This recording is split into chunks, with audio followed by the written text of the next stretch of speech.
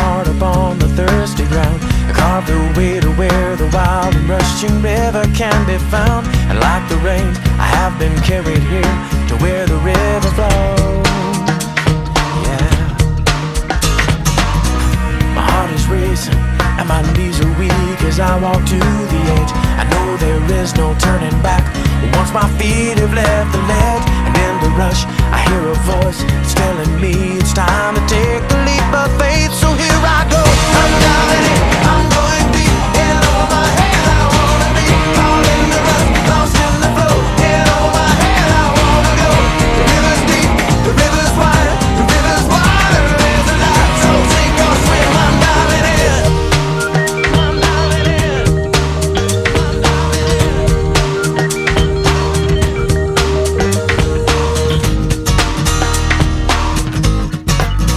There is a supernatural power in this mighty river's flow.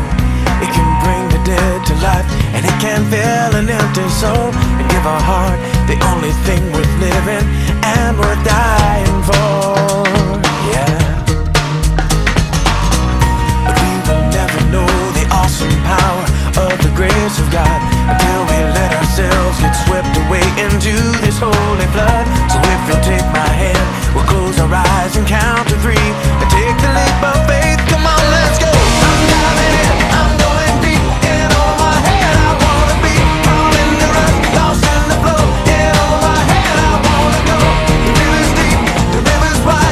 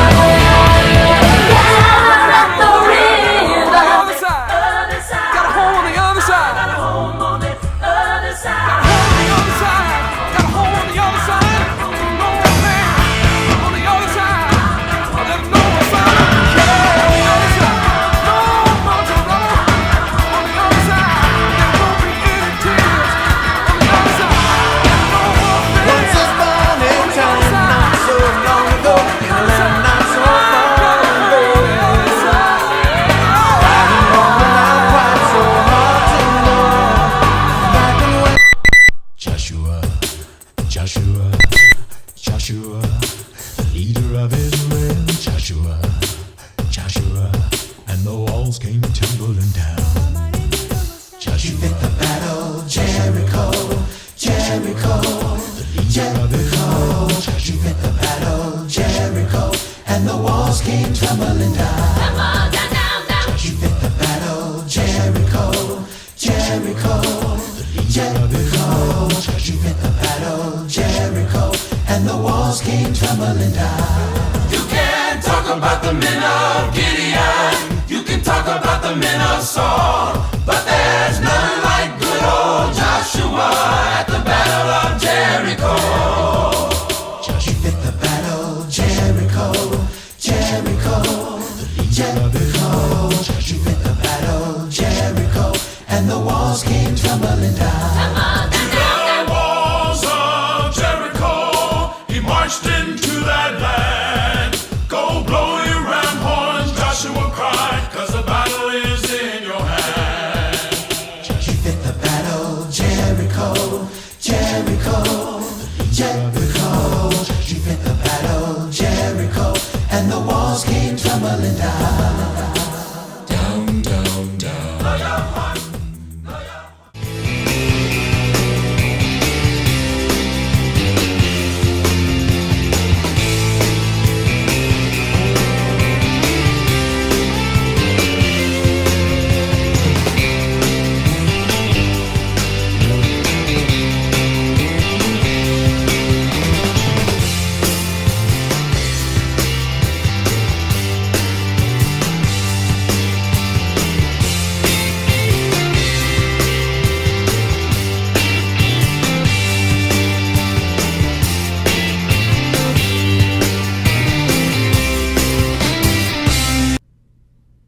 Morning. Thanks for joining us. It's a wonderful day here in downtown Lincoln, Nebraska. We are going to give a couple seconds here for people to find us. If you have any AV problems, like we always say every broadcast, let us know. If we can fix it, we will. We did have double sound going there for a little bit this morning. We are trying a new thing where we play the music in the background with our "We'll Start Soon" title slide, and then we forgot to take that down today.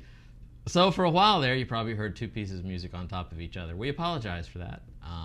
But anyway, so here we are. It is, I don't know what it's like where you're at, but it's pretty hot here today. It's been hot here in Nebraska for a while. And something I didn't think about Nebraska, I thought it'd be more, like a cool environment the year round, but not so much. Anyway, so we're going to get started right off, and we're going to jump into our first video here. It's a pinch of salt. And today we're talking a lot about walking by faith and living by faith, and instead of being caught up in what's happening in just the moment, being able to take a bigger perspective of life and look at it from a big picture, maybe a little bit more like God looks at it from beginning to end, and how to live in the moment, holding on to what Paul calls faith is substance of things hoped for, counting those things that God has promised to be reality in our lives, even though if in the moment they don't seem to be there. So let's learn a Bible promise about that in sign language, 2 Corinthians 5:7, in our first video, A Spot of Salt.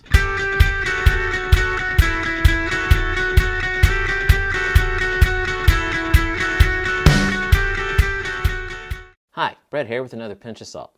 When I was a kid, I used to love going to the zoo. It was fun to walk around and see the animals as best you could because you had to stand back and look through the bars because they kept them in cages, right? Well, that's pretty much how most zoos everywhere were. Later on, when I was about 12 or 13, a new idea came out to try and keep animals in their enclosure by using natural barriers. And that was kind of interesting. It was a zoological garden, they called it. And they had one where I grew up in Columbia, South Carolina, called the Riverbanks Zoological Garden. And when you go there, you could see animals, and there were no more cages. Sometimes they were kept in their enclosure by a little ditch or a little wall that didn't look like it could stop anything, but they wouldn't cross it. Well, it was partly psychology because, for instance, an African impala can jump 10 feet high and 30 feet long, but a simple 5-foot wall will keep it enclosed because an impala, if it can't see where its feet are going to land, will not jump. Also, an elephant can be kept in its enclosure by a simple 4-foot ditch. And that's because an elephant won't cross a ditch that it can't touch the bottom of with its trunk simply by lowering its head. You see, because they can't see the bottom or they can't see where they're going to land, the fear of the unknown keeps them in their enclosures.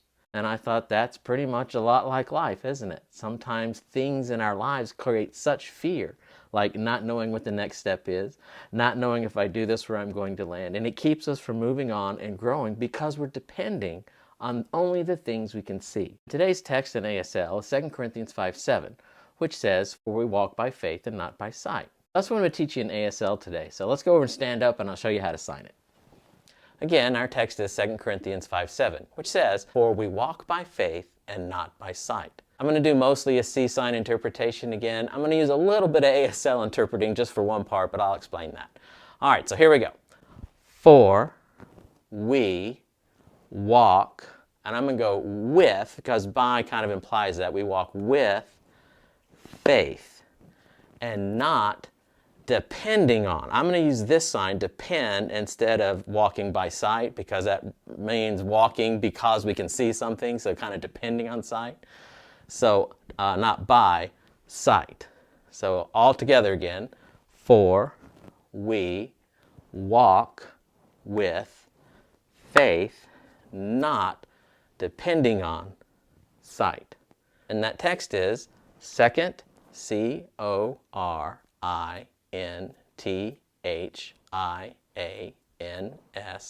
5:7, which is another promise that God gives us. It says, don't live in fear. You don't have to live in fear. Those little things in life that come along and kind of keep us locked up because we're afraid of what the next step might be, or we can't see what the next move is or where we're going. Walk by faith. Trust that God has promised us, seek me first and I will add everything else unto you.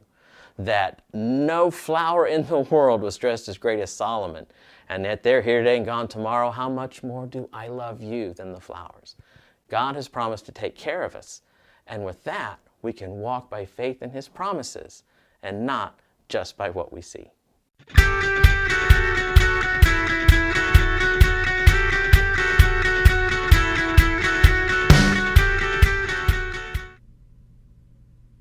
So that's one of my favorite Bible promises. It's like about perspective, you know. I mean, I know how easy it is because all of us do this, and I think I have a special talent for it. It's to get so focused in the moment, you know, and it kind of all envelops your entire world, and you forget, you know, there's a bigger perspective. And I think it's the longer we live, you know, the more we're able to look back over our life, the more we'll see how certain things happened just when they were supposed to happen, and in many times the only time that they could happen. And again, too easy to get caught up in what's right in front of us and what we feel should be happening. And we have this, you know, especially today's culture of immediate gratification or instant gratification. We want it now, now, now. And that's why the Bible says in many places, you know, to wait on the Lord, because His timing is perfect. He's got things lined up and planned. And if there's one lesson that's taught over and over again in the Bible, it's, I got your back, trust me, I will bring things into your life when they're supposed to come. And I will take care of you. It just may not be in the way that you think, or it may not be in the, you know, timing that you want, but I'll always do what's best for you, God promises, when we live by faith. And so kind of that big picture perspective. And not just for our life, but for eternity as well. You know, we can get caught up in our lifespan as being the end all and it's everything, when in reality, a lifespan is barely the blink of an eye when it comes to the framework of eternity. That's why God's far more concerned about our happiness in eternity and our salvation than to be happy and comfortable here in this life, because this life in the end is barely a blink. You know, when it comes to imagining the timeline of eternity. So just a little bit of faith perspective there. I'm going to ask Aspen to bring Miranda up on AB over in Studio 2, and going to kick it over to her. She's more of our weather person than I am. So Miranda, what's the temperature forecast today? I think about 94, which is incredibly cool compared to what it has been for all week and longer. Oh yeah, what's our highs been? Oh, well, we had a high of 105 at least on Thursday, and it was over 100 on Wednesday as well, and high 90s before that. So this morning when Aspen and I went for a walk about 7 o'clock, we nearly froze to death when it was 69 degrees out there.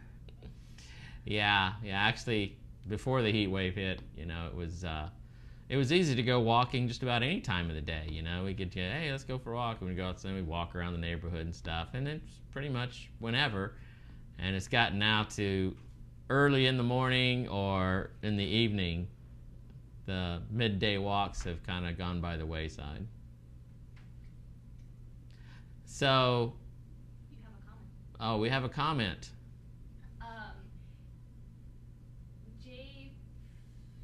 I'm sure you know him. He says MPA alum says hello. MPA alum. Oh, okay. So J something? Jape. I will look it up later. Aspen's not able to decipher your name at the moment, but thanks for commenting, and thanks for watching. And apparently we know each other from Pisgah. So when the broadcast is over, I'll take a look at the comments and I'll try and figure out who you are. But yeah, thanks for watching. And speaking of hot weather and temperatures and stuff, in honor of the heat wave coming across Nebraska anyway, and maybe other parts of the country as well, we're going to take a retro look back and use one of Aspen's videos where she talks about snow. So here's Aspen's object lesson video, The Snowball Express. Now is the time of year where we turn our thoughts from sun tanning, surfing, and beaches to snowman, sledding, and slopes. It's time to take a ride on the Snowball Express.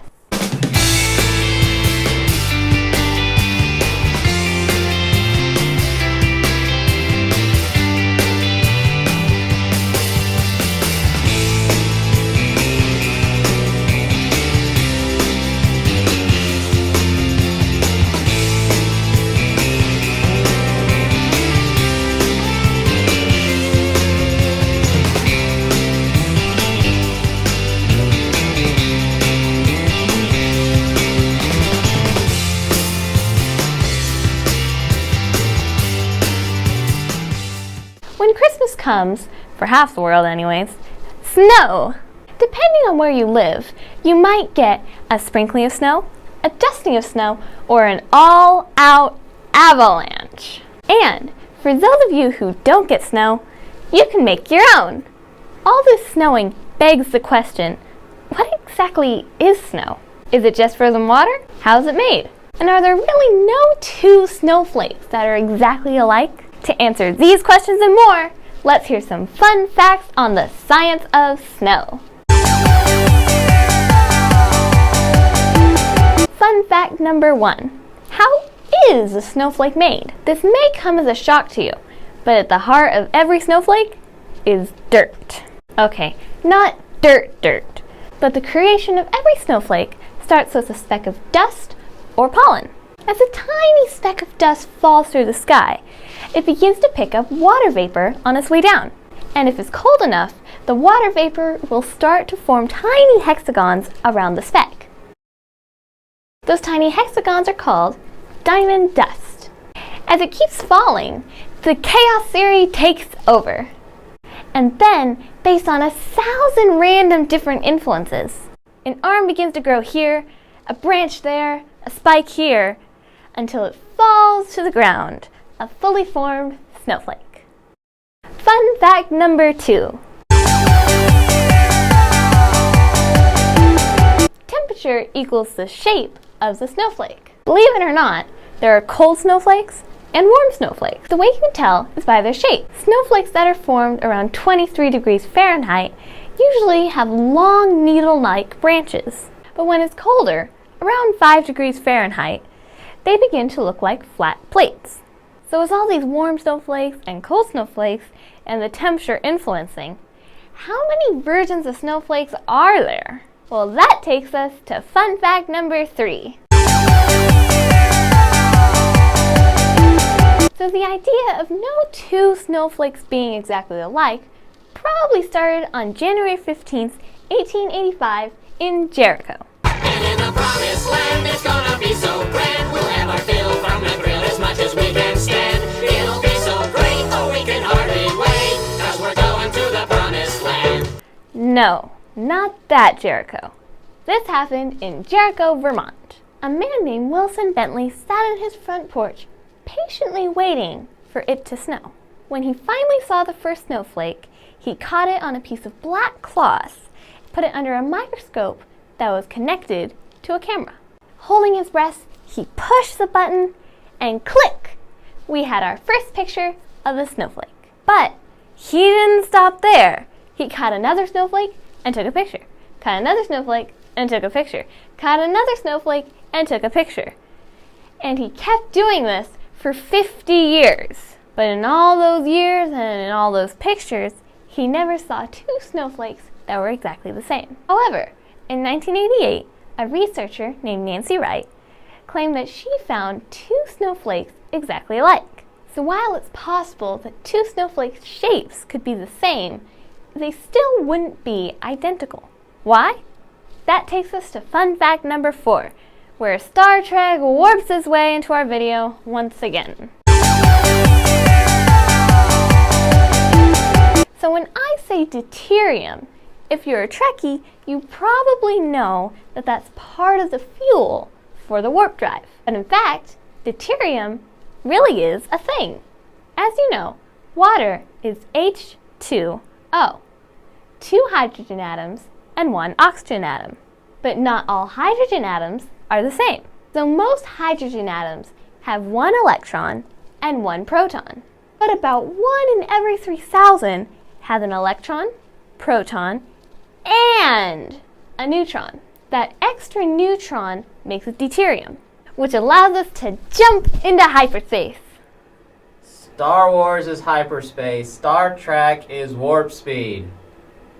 Which one did Darth Vader kill Captain Kirk? So the reason that no two snowflakes will be alike is because the deuterium atom will always be spread out randomly in every snowflake.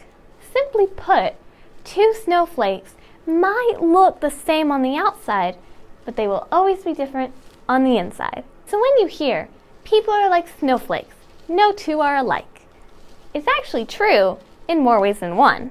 First, the shape or personality of a snowflake is influenced by its path falling to the ground. And, just like the snowflake, our personalities are influenced by the experiences we have on our path through life. Second, the nature of snowflakes is influenced by the temperature that they're created in. Our natures are also influenced by the temperature of our hearts. Are we cold and closed, or are we warm and loving? And finally, just like snowflakes, people may look similar on the outside, but we're all unique and special on the inside.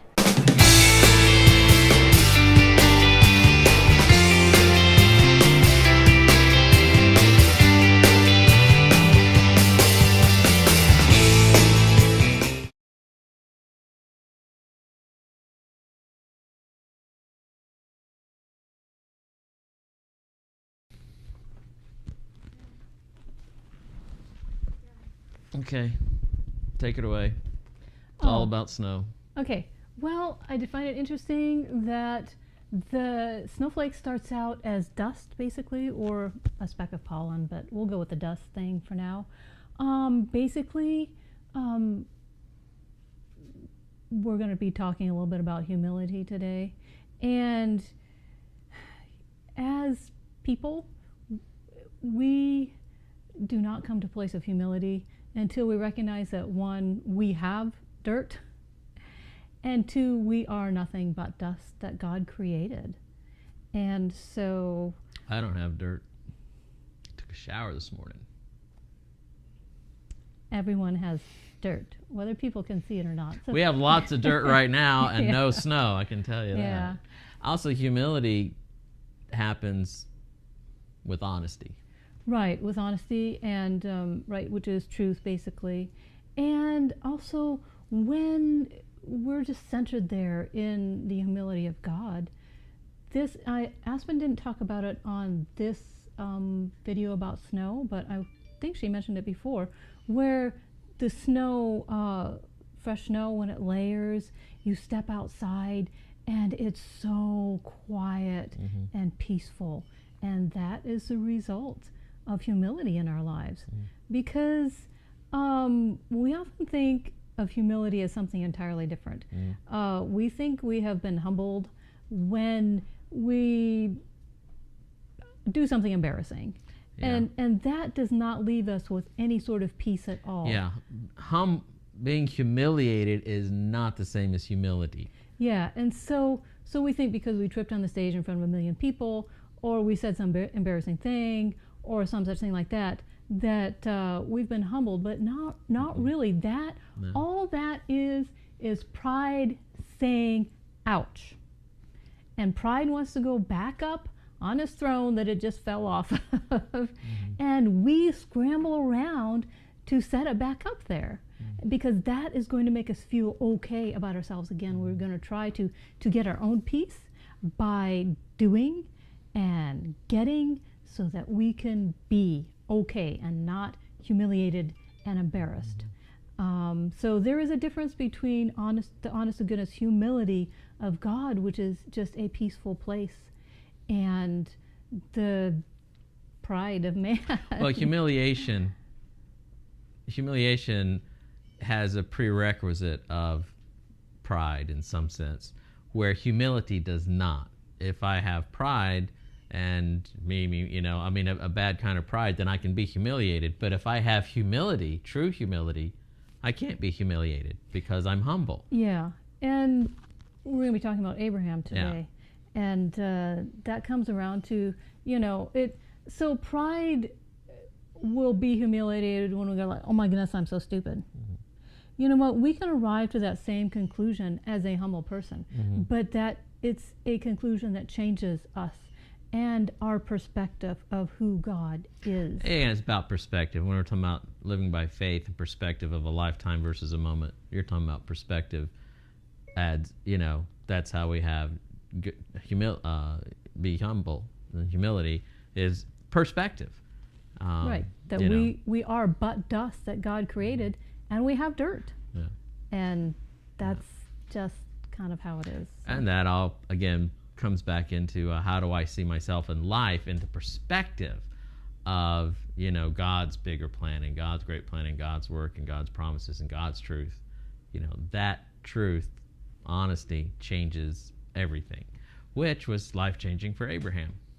Yeah, and so just to begin our discussion today, I think it's about 4 years ago by now, my youngest son graduated from college. Well, he bought a new car on Thursday, he graduated on Sunday, and he started a new job to be able to pay for the new car on Monday. Well, I tell you what, I had been driving a Toyota RAV4. I mean, it has all of 127 horsepower or something, but I loved that car. It was great until, of course, my youngest son wrecked it. But, and then we've been driving an Outback station wagon now, and it's a great car. But, I do love a fast car. And so when Colby bought a Honda Civic that was supposed to be, not too bad speed-wise, I was like, I have got to take that thing out and take it for a spin and see just how much fun that is to drive. Well, I took my opportunity one afternoon, and just so happens I arrived at a stoplight first in line that was going to cross a 4-lane highway, 2 lanes each way. And I was like, this is my perfect opportunity from a standstill to see how fast I can go when I'm on the opposite side. And so soon as that light turned green, I stomped on the gas pedal, and I was doing 60 by the time I got to the other side. Oh, I mean, what joy. Aspen and I were doing a little happy dance in the car, and it was fun, really, really fun, and something that we could not have done under our own power. Now, first of all, we could have stood there there by the sidewalk and tried to cross the road under our own power. Well, we could have tried to do it when the traffic was still going. They're on 2 lanes each way. That would have been rather difficult and rather dangerous, probably, especially depending on what time of day it is. And then we could have tried to walk, we could have tried to run, take a bicycle or something like that. And we could have even waited for the lights to turn red, and so not so much traffic would have been going. But you know what?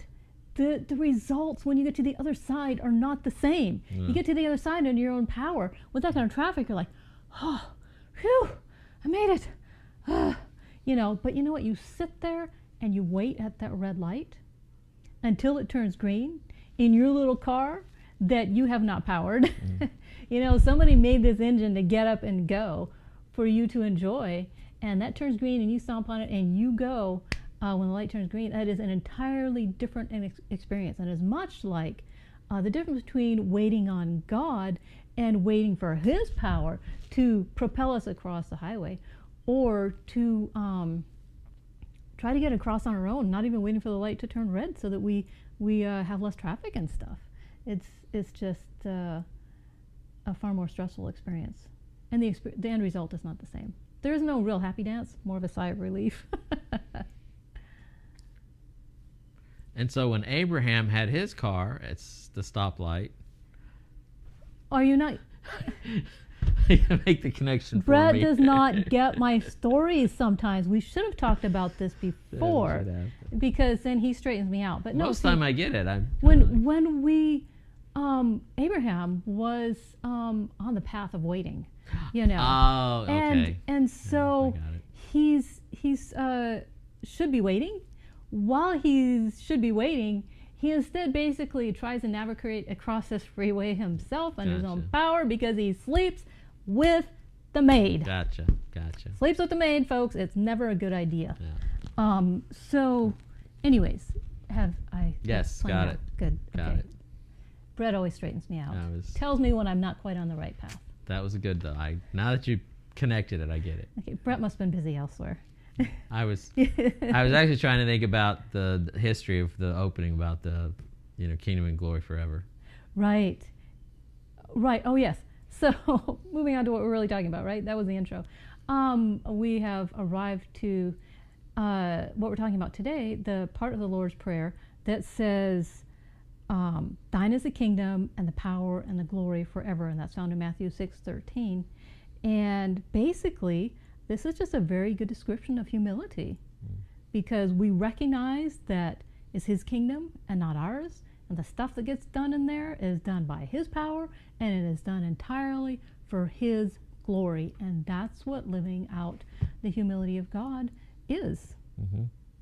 Yeah, and if you have been following us or seeing the other, we've been talking about the Lord's Prayer and making different connections to it as like a life journey, and we've taken different sections of it and used it in connection with Psalms 23 and what else?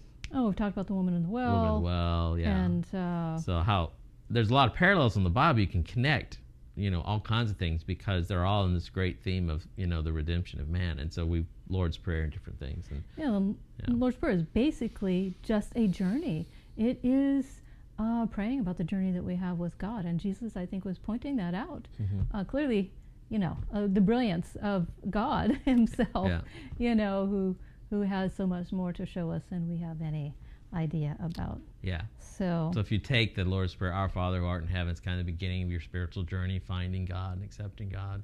Hallowed be thy name, meaning you are God and I am not. And as you go through each section of it, it shows the journey of a spiritual journey, as well as the journey through the prayer. Mm-hmm. Right. We see it a lot of times as more the physical journey, because we're asking for stuff and our daily bread and things like that. Yeah, thy kingdom come, thy will be done on earth as in heaven. Yeah. So work your will in my life, give us today our daily bread, live one day at a time, and like I said, but you can see the other videos if you want. We won't rehash that. Rehash the whole thing, yes. Yes, we have Colby and Autumn are coming over for lunch today for a pre-Father's Day lunch. So, which reminded me, I got to remind Aspen in 5 minutes to put lunch in the oven. Yeah. So Aspen won't forget lunch. She's over there starving. So apparently we know that this phrase is it only appears actually in the New King James and the King James Version. They haven't got it in the others because it's people aren't sure that it was actually part of the Lord's Prayer, apparently. So, but the thing is, it doesn't really matter if it was or not in one sense, because it is still truth. It is the absolute truth that sums up what the Lord's Prayer is. It's God's kingdom, and it's for His. We are to live for His glory by His power, and has nothing to do. We're just the dust and such. Yep. So, God's relationship with Abraham was a good illustration of this. And when you read the story, it starts, actually, you would think it starts in Genesis 12, where God says, all right, you know what, pack up your stuff, go to a land that I'll show you when you get there. And that's when He first promises Abraham that He's going to give him this land and descendants and stuff.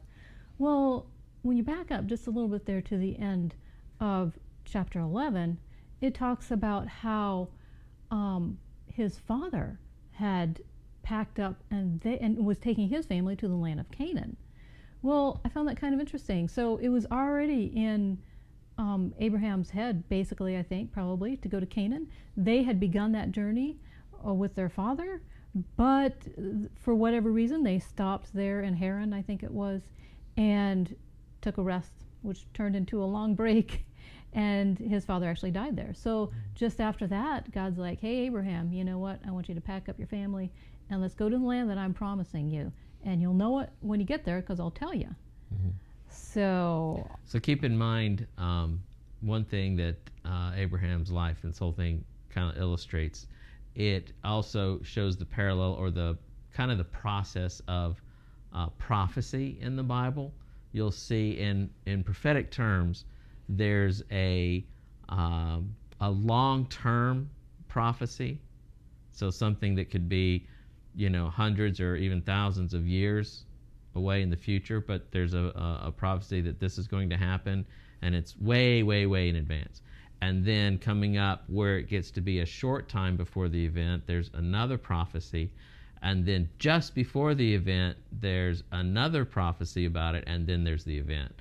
So there's long-term, short-term, just before the event, and then the event. And you'll see this play out in Abraham's life as well, with the promised land, with Ishmael and Isaac. And you'll see that actually played out. Right. And while this immediate story that we're talking about today was clearly short-term in God's viewpoint, I'm sure in Abraham's viewpoint it was very, very long-term, because he was 75 when God first called him out to go into the land that He was promising to give him. So, and not a lot of detail either. Yeah. That's nothing about the thing of prophecy. The long-term prophecy generally doesn't give much detail. It's just God saying, this is going to happen, or I'm going to do this. And it doesn't give you much information about it, just that it's prophetic, or God is saying this is going to happen, which is what happened to Abraham. Get up and go to a land I will show you. There's no GPS coordinates, there's no map given, there's just pack up and go that way, and I'm going to take you somewhere. That's it. Right, and so that was the first time. That was for the first time, and then the second time He told them a lot of the same things, and that was after he arrived at the land. And then there was a third time that He gave him the same prophecy, basically, and that was after him and Lot had gone their separate ways, and then Abraham's standing there, and God's like, look around. And He said, this is the land that I'm giving you and your descendants, if you could count the dust here at your feet, would be like that. We can't count the dust, so He was promising him once again. Well, then there was a fourth time, and wait a second, I'm trying to remember. Okay, so anyways, that was it was 10 years later, when Abraham was 85, that he decided to, well, he didn't, but his wife suggested that he have a baby with her maid, and so he did. He at this point in time was basically stepping out to answer God's promise to him, and he thought God's promise was being fulfilled. Yeah, so understand that, there was the long-term promise, and obviously Abraham had to tell Sarah something and said, well, God said for us to get up and go out that way, and he's going to take us to this land. So Sarah was in on the journey, and again, not a lot of detail. All right, we pack up and go. And then, Abraham says, well, God says we're going to have a promised child, I'm sure they talked about it. And so you have all these, times where, God has told them this, you're going to have a promised son, you're going to have a son, and your descendants will be through him, and da-da-da. And I'm sure Abraham and Sarah believed, and then the longer, time goes on and nothing happens, the more they get, when is this going to happen? When will God do what he said he's going to do? Which is very much like our lives. Even though they waited hundreds of years, we don't live that long, we still have that same feeling of, how long is this going to take? God, when are you going to show up? God, when is this going to happen? And that's kind of how they felt. And so they, at this point, believed they were going to, we'll help God along. And, Sarah's idea to, have a child through her handmaiden. And I'm sure they believed maybe this is the way it's supposed to happen. But it was impatience that brought them to this point. Yeah. And actually, it's interesting that God actually cut the actual covenant with Abraham before he had the baby with Hagar, because God had showed up again there after he had rescued Lot, after he had been captured there. God showed up and said, you know what, your descendants and blah, blah, blah, all that kind of stuff again, that's what I'm going to give you in this land and everything. And at first Abraham's like, yeah, I don't have any of my own kids, but I have Eliezer, he can inherit. And God's like, nope, it's going to be your own son. And so Abraham believed that. But when God mentioned again, and they're going to inherit all this land that you see around you, he was like, how do I know that that's going to happen? And I can imagine, here he is, past 75 by now, and surrounded by a nation who doesn't worship God, and how can he have that? How can he claim that as one single man, basically? With, sure, he had an army of servants, but not enough to overtake a nation. And so that's when God said, hey, that's when he cut the covenant with him and says, this is right here. I am proving to you that I'm promising to you that I will do that by cutting this covenant. And so you got to imagine what that must have been like. So imagine God shows up to you and says, I'm going to do this. Is your reaction really going to be, really, God? How do I know you're telling me the truth? That's kind of an interesting reaction Abraham has. Well, still, he's waited a long time. He's waited probably close to 10 years by now. And so if he's 85, his wife is 75. Getting kind of, it's no wonder she said, here, I can't have kids. And so maybe this is how God meant for it to be. And it's also shows God's patience, that he didn't go, well, let's see, I'm God, you're not, so I will now strike you down with thunder and lightning.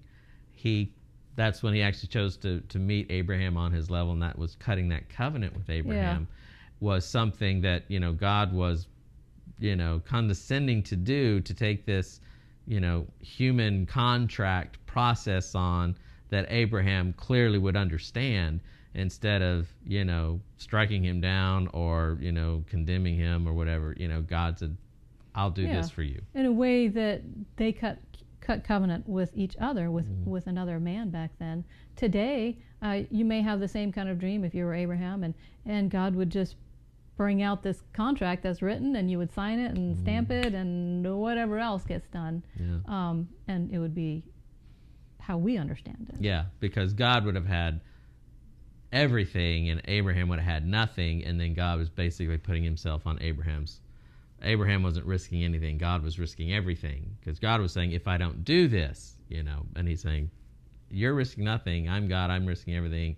I will make this contract with you. So that was huge to Abraham. Like, God really is going to do this. Yeah, so Hagar gives birth to Ishmael, and Abraham, for at least 13, 14 years, or there, a little more maybe, he sees Ishmael as his heir, the promised son that God was going to bring all these descendants and give the land to and everything. He believed for close to 15 years that this was a promised son. And then fast forward to 19, God shows up again, and he changes his name from Abram to Abraham, and then he goes through the whole covenant thing with him again. And then when he's done with that, he's like, and your wife Sarah, or Sarai, she's going to be called Sarah, and she's going to give birth to your son, and you're going to name him Isaac. We always hear about Sarah laughing, right, when she hears the angel say that. But God came to Abraham first and told him that first, and he fell on his face and he laughed. He laughed. Yeah. He's like, wait 1 second. He thought, how can this happen? I'm 99, my wife is 90. That's impossible. And God said, no, Sarah, your wife, will have a son, and you are to name him Isaac, and I will establish my covenant with him.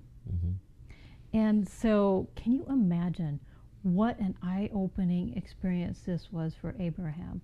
Because all of a sudden, he realizes he's lived about the last 15 years wrong. Absolutely wrong. Yeah. And this was his wow, I'm stupid moment. And yet that wow, I'm stupid moment did not lead him to doubt God or try to struggle to become, set pride back up. That was such an amazing moment for him.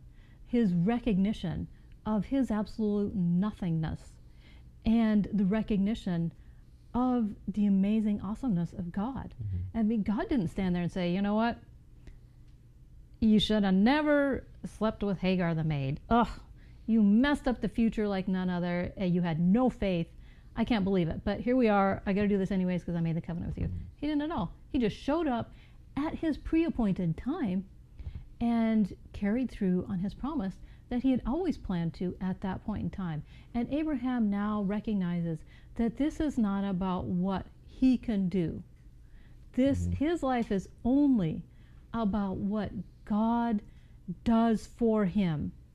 And this brings him to a point of utter devotion to his Father, of a new place of obedience to him, because he knows that his plans are clearly faulty, because he can't see the future like God can. God made those promises to him. God made those promises. And now when he looks back on that, he's like, oh my goodness, I was an utter fool for not believing God and waiting. But what a learning experience for him. Yeah. And taking his relationship with God to such a deeper level, because he knows now that, he was clearly a rich man, able to support himself and many, many, many others. And I think it's very easy for now you're able to rely on your own, what you can do and such. But boy, God showed up, and Abraham figured out really fast that he wasn't the one running the show and taking care of himself. And yeah, all this time he still had been on the path of righteousness. God was still leading him and guiding him and growing his relationship with him. And then he brings him to that point of the wow moment. So, moving on to, so now this was a moment of faith, building experience for Abraham. The kind of faith that any number of years later, when Isaac is a young man, and God comes to him and he says, I want you to take Isaac, the son that you love, the son that I promised you. I mean, he just kind of like gives a little dig there a few times. I mean, he just really lays that on thick. The son that you love and the son that I provided for you. I want you to take him and offer him as a burnt sacrifice in the land of Moriah. And then once again, he doesn't even tell him where. He's just like, well, start the journey, and when you get there, I'll let you know. It's how reminiscent of the past, right? And so Abraham didn't hesitate or question God this time. Of course, we don't know his thoughts, but at the same time, he trusted God enough and believed him enough that he went ahead and packed up, took a couple of servants with him and Isaac, and the wood for the sacrifice and everything. And off they went. They spent 2 days on the road, and it was, I mean, that's plenty of time for him to go, wait a minute, maybe I heard wrong. And 2 days on the road, says on the third day he got up and he sees Mount Moriah, and he knows somehow or other that this is the place. So then he leaves the servants behind, and he takes, Isaac with him, and just as he's ready to sacrifice Isaac, God says, hey, wait, don't do that. Don't do that. And he provides a ram instead. And so Abraham calls the place, the Lord will provide. Mm-hmm. And what a place to arrive to. That's what humility is. You know that whatever your circumstances, whatever God asks you to do, the Lord will provide in his perfect timing. And really from the time that he first called him on this journey that is mentioned, and he was 75, now he is past 100. We'll make him 115-ish. We'll say Isaac was 15-ish. I don't think we know exactly how old he was, but we'll say he was 15-ish. So now he's waited 40 years. 40 years God had him on this journey till he arrives at this point of saying the Lord will provide. Mm-hmm. And God's like, yes! So, and once again, like right there, God again promises him that his descendants will be like the stars and the dust and all this kind of stuff. So God doesn't just leave us there with nothing. He's there, always reassuring us that he has promised that he will do whatever it is for us, take care of us, whatever our situation is. And it's like the snowflakes that Aspen was talking about. They're all different. And based on how they're falling through the atmosphere, how they pick up different things. And God knows that. And he provides these opportunities for us to arrive at this point of humility, at that same type of belief in God, that same place of utter peacefulness that God has there for us. And we quit living for ourselves. And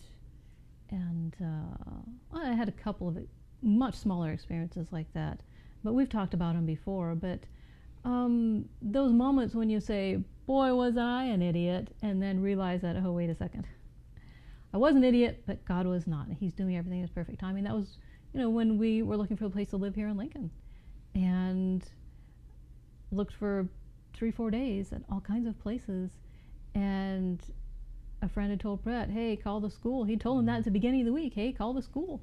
And he never did. And so as we were trying to settle on which house we wanted to move into, I said, well, did you ever call the school? He's like, no, I never got around to it. So when he did, they told him, well, yes, a place just came available this morning. And the first thought, and probably words out of my mouth, was, well, why didn't you call them sooner? And it dawns on me immediately, like it must have on Abraham. It didn't happen sooner because it wasn't the right time, and the house would not have been available, and we wouldn't have known that, and we would have never moved in here. And the place has been perfect, and we are still here despite the unemployment that we have had and such. So God's timing is perfect, and that was a moment of recognition of that for myself, a deeper awareness of how, what were you thinking when you said that? So, it happened to the disciples as well. Mm-hmm. Before the cross, sure, they loved Jesus and they followed him and were thought that they were utterly devoted to him, but they were seeking their own recognition. Yeah. Living for their own kingdom. They were going to sit on the thrones or, next to the throne of Jesus, the Son of God, there on earth. Mm-hmm. And, but after, especially thinking of Peter, who denied him 3 times, I think the other disciples were like, this guy has no place in the kingdom of God now. And the next time Jesus sees him, he's like, hey, Peter, you know what? He calls him to work for him. What an experience. And this is why the disciples, no doubt, have such utter devotion to the work of Jesus. Yeah. Because they knew They knew their plan was nothing next to, and could amount to nothing next to the plans of God. Mm-hmm. Yeah. And Jesus didn't chastise them for that. Yeah, no. And I think, like, the whole big picture here, like when, I kind of read through it, Miranda had written yesterday and this morning and stuff, was like, I thought it was really good because it was showing this perspective and this learning curve that Abraham went through and that all of us go through and the disciples went through, where if you look at it, again, back to the prophecy, you have the long term, the short term, the right before it happens, and it happens. And so Abraham got all these, interactions with God, talking about it, and he got, a little more detail as he got closer to it. But, in the end, with, the birth of Isaac, all that time, Abraham and Sarah must have been thinking, how hard that would be for it to take place, because back then they were like 70 and whatever and 75, and like, well, it's not impossible, but it would be difficult. The timing that God had was actually beyond the point of any reasonable imagination that they could have a child still. Then that's when the prophecy came through. Isaac was not just a prophetic child. Isaac was the impossible child. This should never have been able to have happened. So it was even more than Abraham and Sarah even thought about, that, now that absolutely positively you had nothing to do with this, now I perform the miracle of the miracle child, and Isaac is born, when they have completely exhausted anything that they could have possibly done.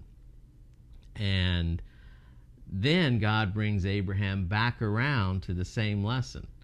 Remember, he says, get up and go that way, and I'll take you to a land that's promised for you. And that's how it started. And he went through all of those. And there were other faith testing, building experiences as well, with the king of Egypt wanting Sarah, and he told a half-truth and stuff because he didn't trust God. I mean, all these lessons and tests of faith were along the way. And God brings them back all the way around to the end. Finally, there's this miracle child. Finally, Abraham, laughing at how ridiculous he and Sarah had been over all this time. And God says, go, take your son. And at this point, Abraham has complete faith because he has that perspective of how God led all in the past and how God did this and that and how he failed. And, so when it comes to taking Isaac to the mountain and sacrifice, Isaac doesn't know what God's going to do. He just believes God will do something. And it's that whole life experience that's brought him to that point. And again, if you read like Ellen White, she says that that Isaac believed that God could raise him from the dead, and that was one possibility. But ultimately, Abraham believed, this is the promised child. Whatever God tells me to do, I will do, because he has done it himself and shown me that. And so he brought him back around to that same lesson and test of faith, where he did also with the disciples and Peter.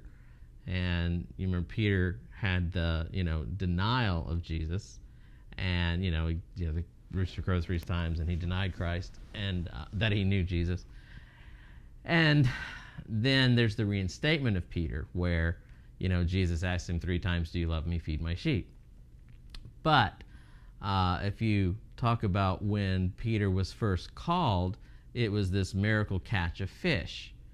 And Jesus was preaching, they were out in the boat, and at the end of the sermon, Jesus says, hey, catch any fish? No.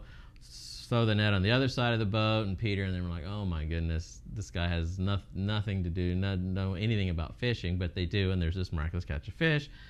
Peter jumps out of the boat and rows in Jesus, and he knows Jesus is Messiah. Fast forward after the denial of Jesus, and he, obviously Peter is, devastated, and they all believe Jesus is dead. They're out in the boat. There's a guy on the shore, and he says, cast it on the other side. It's the miraculous catch all over again. And Peter recognizes it's Jesus, and he jumps out of the boat, swims to the shore. This first time he has seen Jesus since the denial. And again, Jesus, just like God didn't condemn Abraham and, shame and guilt Abraham over his, failings, Jesus didn't do that to Peter either. The first thing he said is, I made you some breakfast. And then he takes Peter and he reinstates him. And he's brought Peter back around and called him back using the same miracle he called him in the first place. And so you see a pattern there where God works with us over life and brings us to these, tests of faith where we see it, him doing the same thing over and over again, taking care of us like he promised. Right, and so just to put a wrap on it, even the waiting is only done by the power of God. And the waiting isn't inconsequential. It's not like, okay, just wait and do nothing. Yeah, yes. And so the waiting, even the waiting is only done by the power of God, so Right. so that our waiting will praise His name, and not our own. So at the end of our waiting will be but a beginning. Yeah. And like Abraham and Sarah, when Isaac was born, an experiential knowing that only God Himself could have done it. And the waiting, like you said, is not static. The waiting is the journey. Yeah, think of all the things that happened with Abraham and Sarah during the waiting period. All kinds of amazing, miraculous things and journeys they were taking that were, like Abraham would build an altar every time he had an experience with God, and that was a testimony to the people around him, and it was a witness. I mean, they were doing things. It was their journey in the waiting. That was their spiritual journey. Yes, and the waiting is also then part of the destination, because Right. you've taken everything with you from that you've learned in the waiting into your destination. And also, God promised Abraham big stuff. It's going to be, I'm giving you this, you're and your descendants, this entire country, and you're going to have all the descendants like the stars in the sky and the dust on the ground. And that could have really fed into his pride. But one thing also, he also promised him a son, or descendants anyways. And I think that may have become an end-all for Abraham. I mean, he was waiting for this son to arrive, and he wasn't arriving fast enough, and so he had to go about his own way of doing it. And yet, it is when we stay focused on the end of the journey as the end-all that we forget that the end-all is the cumulative effects of the journey. And having a son was important for Abraham, so it was easy to focus on the end of the journey rather than the journey itself. And so the first son he had, he thought he had arrived at the end all, but it wasn't. Wasn't the end all at all. So, yeah. Yep. I think Stephen Curtis Chapman, old song, he talks about there's no better place to be on the road to heaven. But he says, if all we focus is on the prize at the end, we miss so much along the way, which is kind of the point we're making, is that it's everything that happens in our journey in this waiting period for these, for God to show up and to do these things for us. Everything that happens in between builds into that and is part of that, and that is the point. Like in recovery, it says the journey is the goal. That's really kind of what we're saying. Yeah, because, like you said, so much was missed if you just focus on the end. Well, in the focusing on the end for Abraham, he missed out on the joy of waiting how God wanted him to wait. He went ahead and slept with the maid, which he knew he shouldn't have done. He had to have known that. And when he did, when God showed up there and he said, you're going to have your own son with Sarah and everything, he realizes now that he was no different than the heathen idolaters that were around him, because that's how they lived. And so they adopted that practice from them.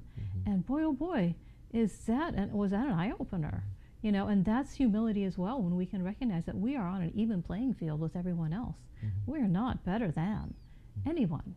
And that's true humility, is to be able to see those that we consider better than ourselves or less than ourselves all as equal. And that's peace. That is peace. There is no more striving to keep up appearances, basically. So, yeah. Yep. Yep. And for next week, I don't know, do you remember if we talked about forgive us our debts as we forgive those against us, who sinned against us? I don't recall talking about that I know one we yet. did. I don't know if we did a video on it, but I know we talked about it. Oh, for the Lord's Prayer. Yeah. Oh, okay. Well, then I guess we've probably covered everything in the Lord's Prayer. Mm. We'll be Yeah. moving on to a new topic Moving on next to something week. else. Yes. That's right.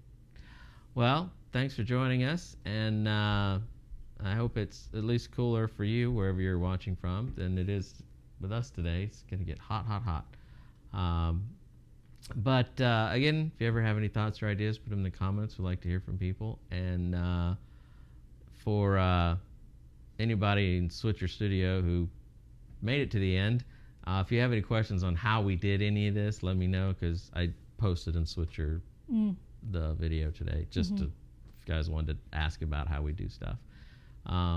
Doing the 3 cameras, the lights, and the sound and everything. Just let me know if you have any questions. Otherwise, we will see you next